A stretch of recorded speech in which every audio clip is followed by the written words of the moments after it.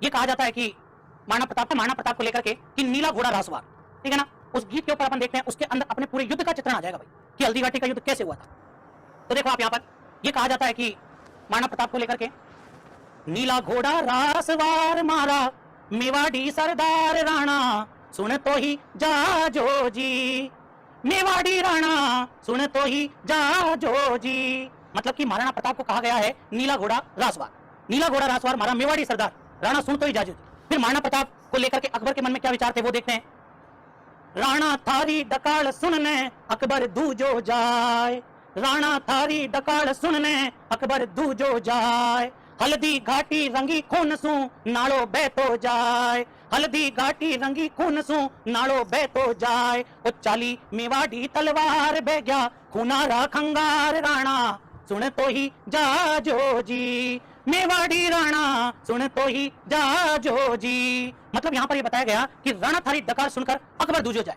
मतलब कि महाराणा प्रताप के बारे में जब अकबर सुनता था तो अकबर भी घबराने लगता था। हल्दी घाटी रंगी खून से, और जो स्थान हल्दी घाटी का और पूरे खून से सन गया था उस स्थान को क्या कहा गया, उस स्थान को कहा गया रक्त तलाई। ध्यान रख लेना, वो पूरा स्थान क्या कहलाएगा, वो स्थान आपके कहलाएगा रक्त तलाई। देखो एक तो युद्ध हुआ था बादशाह बाग नामक स्थान पर और एक युद्ध हुआ था रक्त तलाई नामक स्थान पर। तो हल्दी घाटी रंगी खून सो नाड़ो बहतो जाए और चाली मेवाड़ी तलवार बह गया खूनारा खंगार राणा सुन तो ही जाजो जी। और जब युद्ध प्रारंभ हुआ तो मैंने आपको बताया कि दर्रे में प्रारंभ हुआ, मुगल सैनिक आए और इधर लपकाते जाओ लपकाते जाओ लपकाते जाओ भाई, ठीक है ना। तो ऐसी स्थिति को देख करके और मुगल घबरा गए और लूणकर्ण के नेतृत्व में सेना वहां से भागी, वहां से भागने लगी वहां की सेना। तो देखो चंदावल में कौन था, मेहतर खां। तो मेहतर खां ने देखा रे बोले तो मरवा दिया, बोले अभी मैं तो आ जाऊंगा अरावल में और ये हो जाएंगे चंदावल में, और ये जो सामने वाली जो राजपूती सेना है ये मेरे को लपका देगी। तो इस मेहतर खां ने अफवाह फैलाई कि अकबर आने वाला है, अकबर युद्ध भूमि में अपनी सेना के साथ ना रहा है। तो मुगल सैनिकों के अंदर एक जोश का संचार हुआ। तो स्थिति यहाँ पर क्या बनकर के आई, स्थिति बनकर के आई कि साहब जब युद्ध हुआ तो महाराणा प्रताप का जो हाथी था, महाराणा प्रताप का जो घोड़ा चेतक था, उस चेतक ने मान सिंह के हाथी मर्दाना पर अपने पैर जमा लिए और महाराणा प्रताप ने अपना भाला फेंक कर मारा और वो भाला महावत को चीरता हुआ ओहदे को तोड़ता हुआ निकल गया, क्योंकि मान सिंह उस ओहदे के पीछे छुप गया। इस कारण मान सिंह बच पाया, नहीं तो वो महाराणा प्रताप के और भाले का शिकार हो जाता, वही माहौल बढ़ जाता। नहीं तो ध्यान रख लेना, कहा गया चेतक चढ़ गयो हाथी पर और मान सिंह घबराए, चेतक चढ़ गयो हाथी पर और मान सिंह घबराए, भालो फेंक्यो महाराणा जद ओहदो टूट्यो जाए, भालो फेंक्यो महाराणा जद ओहदो टूट्यो जाए, और रण में घमासान मच जाए बैरी रणसू भाग्या जाए राणा सुन तो ही जाजो जी। अब बदायूं यहाँ पर कहता है कि बोले यार ये सेना भाग कर क्या रही है, अब मेरे समझ में नहीं आ रहा है कि कौन अपना है कौन उनका है। तो बोले अब मैं क्या करूं। तो यहाँ पर आसफ खान ने कहा तू तो बोले अपने तीर चलाए जा, तू तो अपने तीर चलाए जा, क्योंकि यहाँ पर जो भी मरेगा वो राजपूत मरेगा, उसमें अपना फायदा है, क्योंकि मान सिंह की तरफ से राजपूत, महाराणा प्रताप की तरफ से भी राजपूत। बोले खून बहेगा तो हिंदू का बहेगा, तू तीर चलाए जा। बोले बदायूं देखा, बोले कमाल का आदमी, बोले, और उसने अपने तीर चलाना शुरू कर दिया। तो जब सेना भागने लगी तो मेहतर खां ने अफवाह फैलाई कि अकबर युद्ध भूमि में सेना लेकर आ रहा है, और मुगल सेना के अंदर एक जोश का संचार हुआ। मुगल सेना उसको देख करके रुक गई और एक जोश के साथ में युद्ध लड़ने लगी। इधर जैसे ही और चेतक ने अपने दोनों पैर और मान सिंह के हाथी मर्दाना से नीचे खींचे तो उसके हाथी के गले में जो खंजर लटक रहा था उस खंजर से और चेतक घायल हो गया। और महाराणा प्रताप ने उस चेतक को आगे बढ़ाने की कोशिश की, लेकिन जैसे ही महाराणा प्रताप की नजरें और चेतक के पैरों की ओर पड़ी तो देखा कि उसका पैर से और खून निकल रहा है।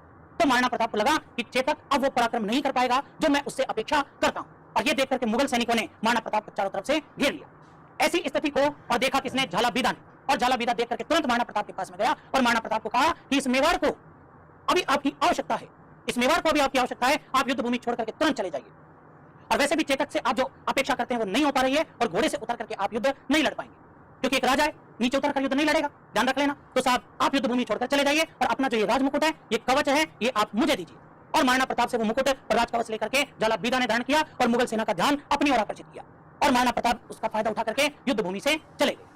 तो यहाँ पर झाला बीदा के बारे में कहा जाता है, झालो गयो सुरगा माही पातल लोह लवाय, झालो गयो सुरगा माही पातल लोह लवाय, चेतक तनसु भयो किन्नाड़ो, खून के नाले की बात कर रहा है, चेतक तनसु भयो किन्नाड़ो करतब बरण्यो न जाय, कि माने जीवा सु नहीं प्यार माने मरनो है एक बार राणा सुने तो ही जाजो जी, मेवाड़ी राणा सुने तो ही जाजो जी। इस प्रकार झाला बीदा और महाराणा प्रताप का मुकुट धारण करते हुए और युद्ध को लड़ते लड़ते वीर गति को प्राप्त हो गया, और उधर महाराणा प्रताप युद्ध भूमि छोड़कर चले गए। महाराणा प्रताप को युद्ध भूमि छोड़कर जाते देख दो मुगल सैनिकों ने उनका पीछा किया।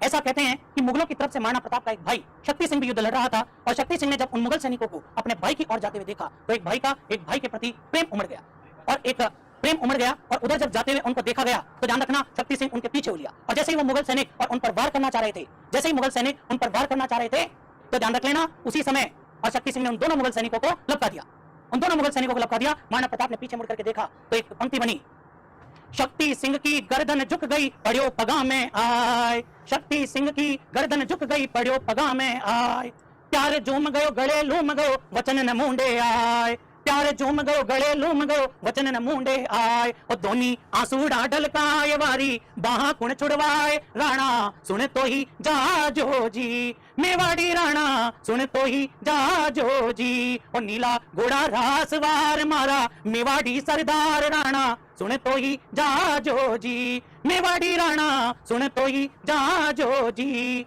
इस पूरी स्थिति का वर्णन बदायूनी ने भी अपनी पुस्तक में किया, लेकिन हमारे इतिहासकार जो कुछ भारतीय इतिहासकार हैं वो क्या कहते हैं कि साहब महाराणा प्रताप जो थे वो अकबर की राह में एक रोड़ा थे। अकबर पूरे भारत को एक करना चाह रहा था लेकिन महाराणा प्रताप और उसके अंदर एक रोड़ा बन रहे थे और महाराणा प्रताप को कई जगह हमारे कुछ इतिहासकारों ने और बदनाम करने का प्रयास किया। बदायूनी ने स्पष्ट लिखा है कि एक समय और ऐसी स्थिति बन गई थी कि हम युद्ध में हार रहे थे और उसने हार का वर्णन भी किया है, लेकिन वहां इतिहासकारों ने क्या कहा कि बदायूनी अकबर का आलोचक था, वहां ये कहकर के और अपना पल्ला झाड़ लिया साहब। अब युद्ध का रिजल्ट क्या निकला तो गोपीनाथ शर्मा ने कहा कि युद्ध का रिजल्ट निकल करके आया कि इस युद्ध के अंदर ना तो महाराणा प्रताप की विजय हुई और ना किसकी मान सिंह की विजय हुई, और जब पराजित होकर के मान सिंह और आसफ खां, लेकिन ध्यान रखना नवीन इतिहासकार चंद्रशेखर शर्मा कहते हैं कि इस युद्ध के अंदर महाराणा प्रताप की विजय हुई। नवीन इतिहासकार कहते हैं कि इस युद्ध के अंदर महाराणा प्रताप की विजय हुई। ध्यान रख लेना। तो बात करें यहाँ पर गोपीनाथ शर्मा ने इस युद्ध को क्या कहा, अनिर्णायक युद्ध, लेकिन नवीन इतिहासकार चंद्रशेखर शर्मा कहते हैं कि अगर चलो महाराणा प्रताप विजय नहीं हुए तो हल्दी घाटी के पास में और वहां पर जो उन्होंने और ये पट्टे बांटे, जमीन के जो पट्टे बांटे वो कैसे पाट दिए, वहां पर उनके ताम्र पत्र कैसे मिले। भाई उसका जब कोई युद्ध जीत जाता है, अगर मुगल जीतते तो वहां पर अधिकार किसका हो जाता, अधिकार उनका हो जाता, फिर पट्टे बांटने का अधिकार महाराणा प्रताप के पास कैसे आता।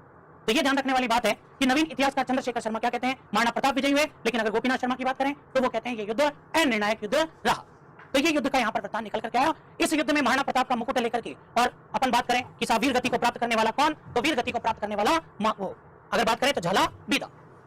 महाराणा प्रताप के घोड़ा जो चेतक था वो भी इसके अंदर जब महाराणा प्रताप को और लेकर जा रहा था तो एक नाला पार कराते समय वो भी वीर गति को प्राप्त हो गया, और जब वो वीर गति को प्राप्त हो गया तो ध्यान रख लेना इस चेतक का क्या बन गया, इस चेतक का बना दिया गया स्मारक। देखो चेतक का हमने क्या बना दिया, स्मारक बना दिया, और चेतक का स्मारक या मैं कहूं कि चेतक का जो चबूतरा स्थापित किया गया, बोलो कौन से गांव में, बोलो कौन से गांव में। एक आया अमित बामनावत नाट्यरंबा, नाट्यरंबा पृथ्वीराज चौहान के घोड़े का नाम है भाई। तो देखो यहाँ पर जो चबूतरा है वो चबूतरा आपके स्थापित हुआ बलीचा गांव, चबूतरा स्थापित हुआ बलीचा गांव राजसमंद, बलीचा गांव राजसमंद के अंदर, और ये चबूतरा स्थापित हुआ। और जब ये आसफ खां और आसफ खां के साथ में, ध्यान रखना, और आसफ खां के साथ में मान सिंह जब अकबर के पास में लौटे तो अकबर ने कहा कि महाराणा प्रताप कहाँ है, बोला मुझे बंदी नहीं बना पाए, बोले तो निकल जाओ मेरे दरबार से, आज के बाद इस दरबार में आने की अनुमति नहीं है। मतलब कि इन दोनों को अपने दरबार से निष्कासित कर दिया। जब हल्दी घाटी के युद्ध का और समाचार सुना तो इन दोनों को क्या कर दिया गया, निष्कासित कर दिया गया। तो ये हल्दी घाटी के युद्ध की यहाँ पर अपन ने बात पढ़ी। तो एक बार देखते हैं अपन यहाँ पर क्या क्या अपन ने यहाँ पे बात पढ़ी है। तो देखो महाराणा प्रताप के बारे में बात करें। सबसे पहले महाराणा प्रताप का देखो शासन कब से